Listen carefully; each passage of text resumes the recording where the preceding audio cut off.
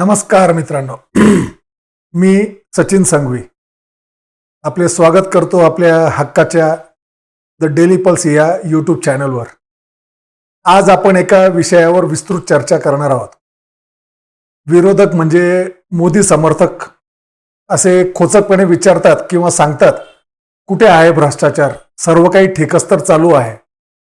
मोदी विरोधकांना सत्ता मिळत नाही म्हणून ते फालतूकच आरोप करत असतात. तर मोदीने देशातील जनतेला असा काही चक्रव्यूहात अडकवलं आहे की जनतेला पण ते कळत नाही आहे, विशेषतः मध्यमवर्गीय व उच्च मध्यमवर्गीय यांना. ज्याला राहुल गांधी जसे एकलव्याचा अंगठा द्रोणाचार्याने कापला होता असे म्हणतात व त्याला कसे शक्तिहीन केले होते असे म्हणतात. जैसे हिंदुस्तान पहले चलाया जाता था वैसे ही आप हिंदुस्तान को चलाना चाहते हो. मैं बता रहा हूं, आ रहा हूं. यह अभय मुद्रा है. इसमें कॉन्फिडेंस, स्ट्रेंथ, निडरता कहां से आती है? हुनर से आती है, इस अंगूठे से आती है. ये लोग इसके खिलाफ हैं. जैसे द्रोणाचार्य जी ने एकलव्य का अंगूठा काटा, वैसे ही आप पूरे देश का अंगूठा काटने में लगे हुए हो. आप जैसे ही जैसे द्रोणाचार्य जी ने एकलव्य का अंगूठा काटा, वैसे ही आप हिंदुस्तान के युवाओं का, जैसे ही एकलव्य ने,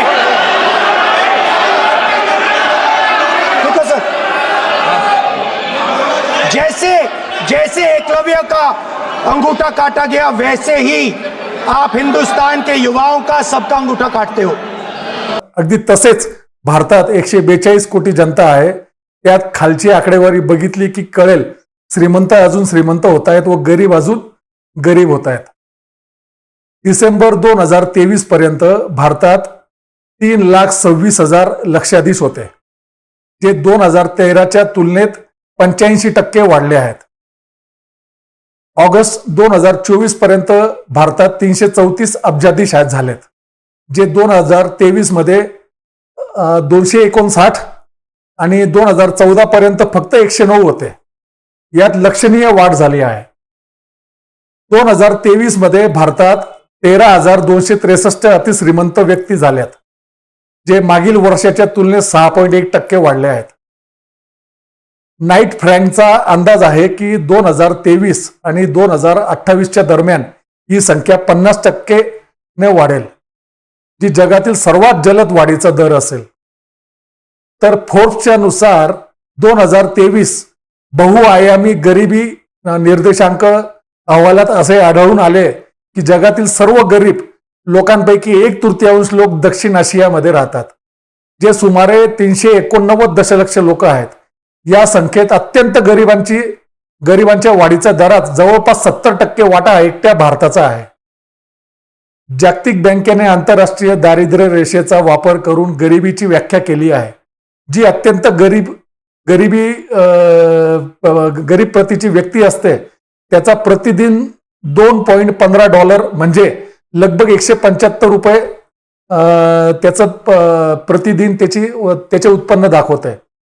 तर $3.65 हे निम्न मध्यम उत्पन्न श्रेणीत येते, म्हणजे 300 रुपयाच्या लगभग प्रतिदिन, आणि 6.85 चे उच्च मध्यम उत्पन्न म्हणून वर्गीकृत झाले आहे, म्हणजे लगभग $562 प्रतिदिन. $3.65 वर सेट केलेल्या म्हणजे 300 रुपयावर दारिद्र्य रेषेचा विचार करता जागतिक दारिद्र्य दरातील वरच्या भागात भारताचे योगदान 40% आहे, जे 23.6% आता 24.1% वर वाढून गेले आहे. यात जलद वाढ होत आहे, पण लोकांपर्यंत अशा माहिती पोहोचतच नाही. दिल्लीमध्ये आजही किसान आंदोलन सुरू आहे. MSP साठी लॉकडाऊन मध्ये पण झाले होते. लगभग 700 शेतकरी शहीद झाले होते, पण त्यांना सरकारद्वारे खलिस्तानवादी म्हटले गेले. आतापर्यंत लगभग 70 वेळा स्पर्धा परीक्षांचे पेपर लीक झाले आहेत. त्यामुळे अनेक युवकांचे आयुष्य बर्बाद झालेले आहेत. पण हे टीव्ही मीडियामध्ये दाखवलेच जात नाही. संसदेत जेव्हा विरोधक जनतेचे प्रश्न उचलते तेव्हा त्यांना देशद्रोही सांगून त्यांचे संसद सदस्यत्व बेकायदेशीररित्या रद्द केले जाते. मतदान प्रक्रियेत मोदी सरकारद्वारे घोळ केला जात आहे. ते मुख्य प्रवाहातील मीडियामध्ये येऊ दिले जातच नाही. सेबीद्वारे शेअर मार्केटमध्ये जे फ्रॉड केले जातात ते मुख्य प्रवाहातील मीडियामध्ये येऊ दिले जात नाही. आता हे कसे काय शक्य झालंय, ज्यामुळे मोदीचे काय कारनामे लोकांना कळतच नाही आहेत.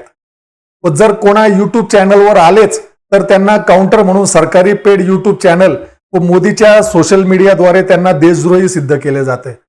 मोदी सरकारच्या त्या चक्रव्यूहाबाबत आज आपण बोलणार आहोत, ज्यात भारतीय जनता अडकली आहे पण अजून त्यांना कळत का नाही आहे, हाच मोठा विषय आहे. त्यातील मुख्य कलाकार जे आहेत आपण आज त्यांच्याबद्दल बोलणार आहोत. सगळ्यात आधी नाव येतं गौतम अदानी यांचे. मोदीजींच्या सरकारचे प्राण जर कशात गुंतले असेल तर हे आहेत गौतम अदानीमध्ये. तर गौतम अदानी व मोदींची जोडी कशी जमली याचा पण एक इतिहास आहे. महाराष्ट्रातील काही लोक नाराज होऊ द्यात, पण यावर पण सत्य लपवले जात नाही किंवा ते लपवू शकत नाही. आता ते नाते स्वतःच मान्य करतात व स्वतःच्या आत्मकथेत त्या गौतम अदानीचे महिमामंडलीकरण सुद्धा करतात व आता तर खुलेआम समर्थन करतात. 2021 मध्ये म्हणजे माझा स्वतःचा एक अनुभव सांगतो तुम्हाला. एक महाराष्ट्रात एक विचारवंताचा म्हणजे महाराष्ट्रातील मोठे मोठे विचारवंतांचा त्याचा एक ग्रुप होता, एक टिंब डेमोक्रेसी नावाने, ज्यात कुमार केतकर जे माझे आदर्श आहेत ते असे अनेक लोक होते. त्यावेळेस मी आमच्या उद्योजक सर्कलमध्ये एका गुजरातमधील मोठ्या उद्योजकाने प्रूफ सहित मला सर्व दाखवले होते. तेवढेच फक्त मी त्या ग्रुपमध्ये शेअर केले होते. 2 दिवस त्या एकच मुद्द्यावर माझ्या विरोधात झेंडा घेऊन त्या नेत्याची बाजू घेऊन भांडत होते. मग त्यानंतर सर्वांनी मिळून मला त्या ग्रुपमधून काढून टाकले. असो, ते लोक काँग्रेसच्या थिंक टँक सेलचे आजही सदस्य आहेत व त्यातील काही पत्रकार आज राहुल गांधींचे सल्लागार देखील आहेत. असो, विषय भटकून जाईल. तर ते नेते आहेत महाराष्ट्राचे सर्वोच्च नेते आदरणीय शरद पवार साहेब. गुजरातमध्ये स्पष्ट सांगितलं जाते की अदानी फक्त मुखवटा आहे. शरद पवार साहेब मुख्य कॅरेक्टर आहेत. पवार साहेब मागील दशकात सत्तेत असो नसो त्यांना काहीही फरक पडत नाही, कारण त्यांच्याकडे गौतम अदानी आहे. तर सुरुवात होते गुजरातच्या दंगलीनंतर, ज्यात मुस्लिमांची खुलेआम कत्तल झाली होती. त्यानंतर कोणीही उद्योगपती गुजरातमध्ये गुंतवणूक करायला तयारही नव्हता. त्यावेळेस पवार साहेबांनी मोदी सोबत अदानीची भेट करवली व त्यानंतर मोदी अदानी पर्व सुरू झाले व केंद्रात पवार साहेब मंत्री होते, तर वेळोवेळी ते मोदीची व अदानीची मदतच करत होते. ते मोदीची त्यावेळेस कशी मदत करत होते याची कबुली त्यांनी राज ठाकरे यांना दिलेल्या इंटरव्ह्यूमध्ये दिली आहे. तो इंटरव्ह्यू तुम्ही गुगल करू शकतात. व तोच अदानी मोदी आज कसे देश पोखरत आहे. सर्व सरकारी कंपन्या, पोर्ट, विमानतळे, कृषी कायद्यात त्याच्यासाठी केले जाणारे बदल, वीज महामंडळमध्ये असे अनेक सरकारी उपक्रम त्याला देण्यात आले आहे व ते तुम्ही म्हणजे सर्वजण बघतच आहात. अदानीचं नाव तुम्हाला इलेक्टोरल बॉन्डमध्ये कधीच मिळणार नाही, कारण तो सरळ सरळ राज्य सरकारे पलटवण्यात व केंद्र सरकार फंडिंगमध्ये इन्व्हॉल्व असतो, ज्याला ऑपरेशन कमळ म्हणतात. दुसरा कॅरेक्टर आहे अंबानी. मुकेश अंबानीला मतलब आहे पेट्रोलियम क्षेत्रात, मोबाईल सर्व्हिस क्षेत्रात व प्लास्टिक दाना जो असतो ज्याच्यापासून सगळ्या प्लास्टिक वस्तू बनतात त्याच्यात, कृषी क्षेत्रात त्याची हुकुमशाही, जे मोदीजी त्याला पूर्णपणे मदत करतात. तुम्हाला माहिती आहे का की रशियाकडून जो स्वस्त कच्चा तेल मिळतो भारताला, त्यावर फक्त आणि फक्त भारतीय सरकारी कंपन्यांचाच अधिकार असतो, ज्यात Bharat petroleum, Hindustan petroleum, Indian oil फक्त ह्याच कंपन्यांचा अधिकार असतो. मोदीजींनी अंबानीला पण रशियाच्या स्वस्त कच्च्या तेलाची खरेदीचे अधिकार दिलेत. नाहीतर मनमोहन सिंग सरकार असताना तर अंबानीचे सर्व पूर्ण भारतभरचे पेट्रोल पंप बंद होते, कारण त्याला सरकारी सूट मिळत नव्हती. आज अंबानी पण अदानी सोबत पूर्ण मोदी सरकार कंट्रोल करत आहे. त्यामुळेच पेट्रोल डिझेलचे दर कमी होत नाही आहेत.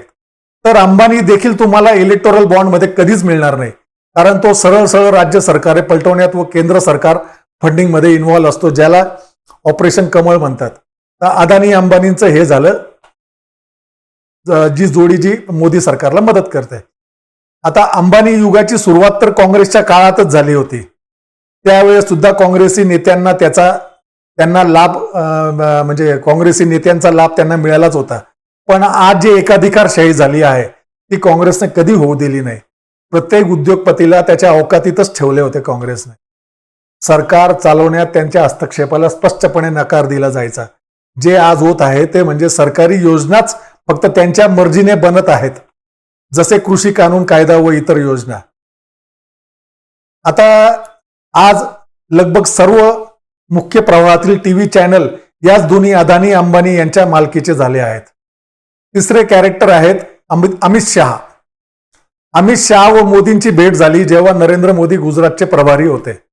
तेव्हा अमित शहा महानगरपालिका व जिल्हा बँका निवडणुकांपर्यंतच मर्यादित होते व नरेंद्र मोदी तेथील भाजपाई मोठ्या नेत्यांच्या दैनंदिन कारभारात मीडियाद्वारे काड्या करत असत व स्वतःला वाढवण्याचे प्रयत्न करत असत. त्यावेळेस त्यांना साथ दिली अमित शहाने. तेव्हापासून अमित शहा नरेंद्र मोदीचे शार्प शूटर आहेत. ते आस्थागत आहेत. नरेंद्र मोदी एक चांगले कम्युनिकेटर आहेत व अमित शहा एक चांगले मॅनेजर आहेत. मग ते कोणालाही संपवणे असो व निवडणुकीत धांदली करायची असो, किंवा अमित शहा व नरेंद्र मोदी हे एक दुसऱ्याचे राजदार असल्यामुळे ते एक दुसऱ्याला सोडू शकत नाही. विशेष म्हणजे अमित शहा एकदम क्रिमिनल विचारांचा आहे. त्याला गुजरातमधून एकेकाळी तडीपार पण केले गेले होते.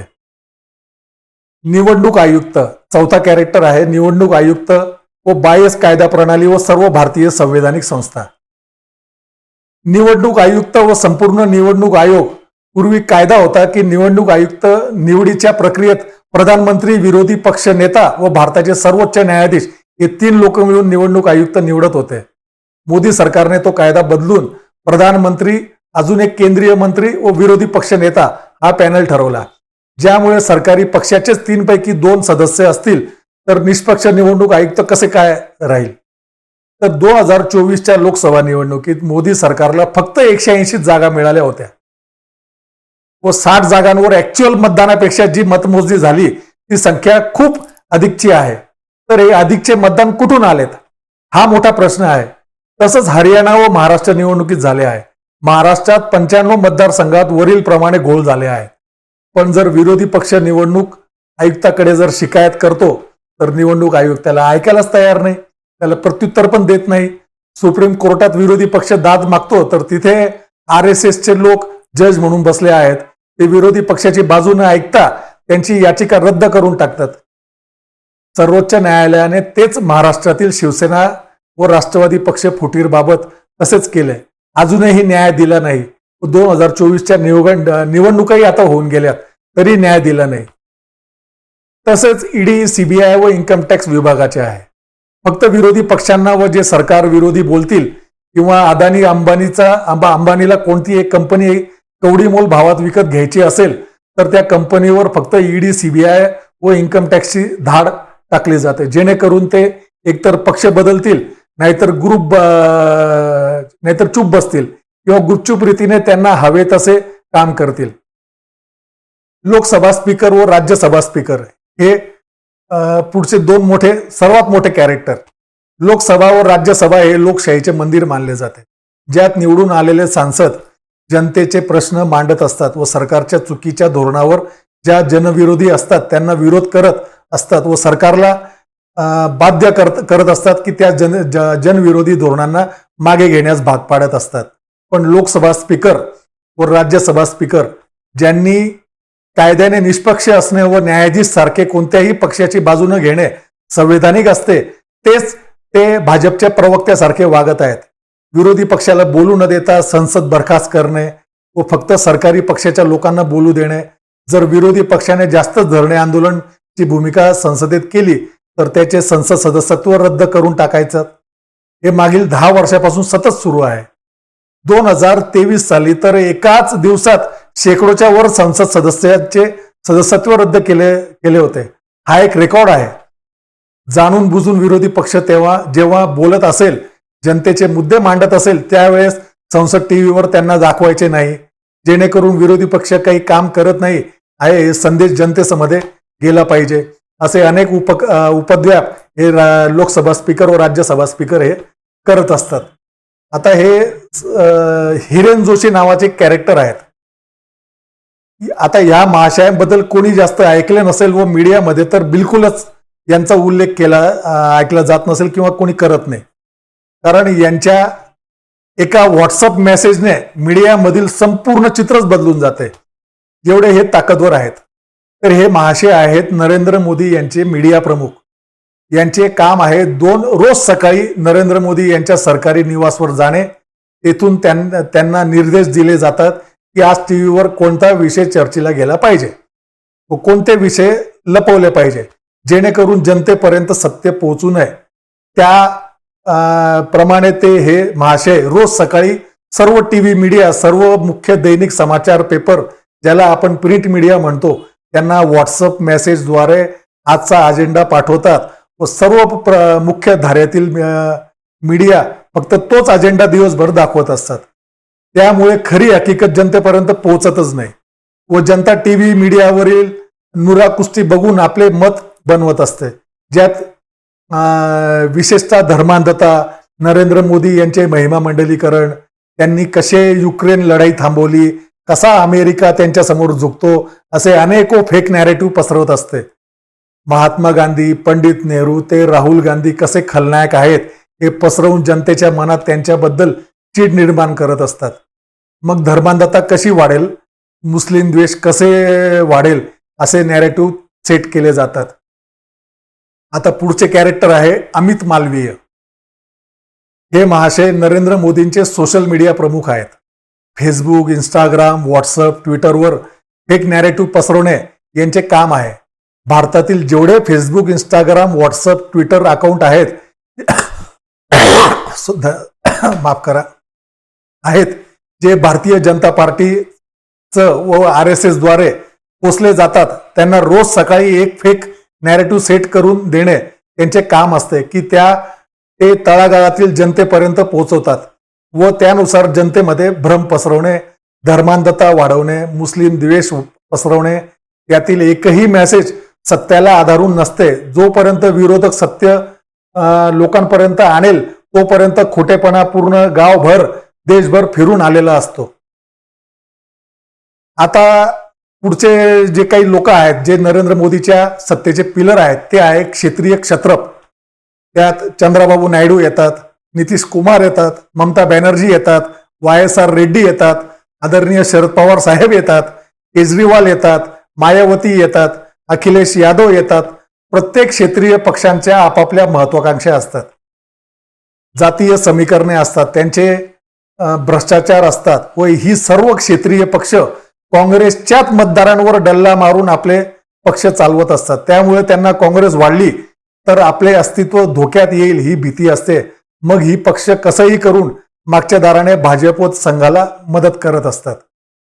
वरवर भाजपला विरोध करून भाजप विरोधी मतांवर जी खरं तर काँग्रेसची मते असतात ती घेऊन मतांचे विभाजन करून भाजप व RSSला मदतच करतात व ही सर्व पक्ष अदानी व अंबानीच्या पैशांनी पोचली जातात.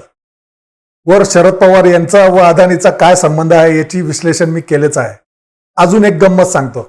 आजचे जे उपराष्ट्रपती आहेत जगदीश धनखड, जे राज्यसभेचे सभापती देखील आहेत, ते पूर्वी पश्चिम बंगालचे राज्यपाल होते. त्यावेळेस ममता बॅनर्जी यांना त्यांनी इतका त्रास दिला की त्यांनी त्यांच्या विरोधात धरणं आंदोलन केले. केंद्र सरकारकडे त्याची शिकायत करून त्यांना बदलण्यासाठी खूप प्रयत्न केलेत, पण केंद्र सरकारने त्यांचे एक ऐकले नाही. All right, breaking news coming in at this moment. Bengal Chief Minister Mamata Banerjee intensifies her attacks on Governor Jagdeep Dhankar. In a big attack, she accused him of being a corrupt man. Mamata says Dhankar has been named in 1996 Hawala Jan case charge sheet. एक governor का नाम Howrah joint Kashmir भी था, but they have gone to court, cleared it from the court, but again the PIL is been there and it is not finalized. The clear pending is that PIL is pending there.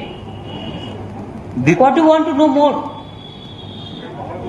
What do you want to more know? He is a corrupted man. He is a corrupted man. I am sorry to say. पण तेच जगदीश धनखड उपराष्ट्रपतीसाठी निवडणुकीत उभे राहिलेत, त्यावेळेस त्याच ममता बॅनर्जी यांनी विरोधी पक्षांच्या उमेदवाराला साथ न देता भाजपला मदत करत जगदीश धनखड यांना मतदान केले होते.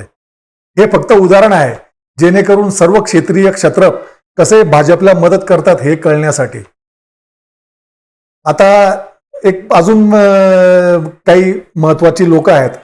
काँग्रेसमधील जे भाजपचे स्लीपर सेल आहेत, काँग्रेसमध्ये काही सरंजामदार आहेत ज्यांचे मोठे मोठे सहकारी कारखान्यांचे साम्राज्य आहे, त्यात अनेक भ्रष्टाचार आहेत. काहींच्या शैक्षणिक संस्था आहेत, त्यातही अनेक भ्रष्टाचार आहेत.